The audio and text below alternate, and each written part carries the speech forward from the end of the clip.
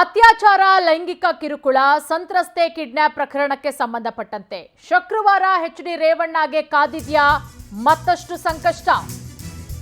ನೋಡಿ, ಈಗಾಗಲೇ 3 ಪ್ರಕರಣಗಳ ರದ್ದು ಕೋರಿ ಹೈಕೋರ್ಟ್ನಲ್ಲಿ ಅರ್ಜಿಯನ್ನ ಸಲ್ಲಿಕೆ ಮಾಡಿದ್ರು ರೇವಣ್ಣ. ಈಗ ಆ ಅರ್ಜಿಯ ವಿಚಾರಣೆ ಶುಕ್ರವಾರಕ್ಕೆ ಮುಂದೂಡಿಕೆ ಆಗಿರೋದು.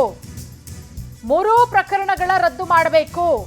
ಅರ್ಜಿ ವಿಚಾರಣೆಯನ್ನ ಹೈಕೋರ್ಟ್ ಶುಕ್ರವಾರಕ್ಕೆ ಮುಂದೂಡಿಕೆಯನ್ನ ಮಾಡಿದೆ. ಲೈಂಗಿಕ ದೌರ್ಜನ್ಯ ಕೇಸ್ನಲ್ಲಿ ಮತ್ತೆ ಜೈಲು ಸೇರ್ತಾರಾ ರೇವಣ್ಣ?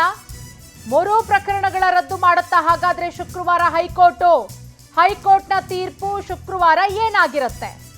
ರೇವಣ್ಣ ಪಾಲಿಗೆ ಶುಭ ಶುಕ್ರವಾರ ಆಗುತ್ತಾ ಅಥವಾ ಅಶುಭ ಆಗುತ್ತಾ? ಎಲ್ಲದಕ್ಕೂ ಕೂಡ ಉತ್ತರ ಸಿಗಬೇಕು ಅಂತ ಹೇಳಿದ್ರೆ ಶುಕ್ರವಾರದವರೆಗೂ ಕೂಡ ಕಾಯಲೇಬೇಕಾಗತ್ತೆ.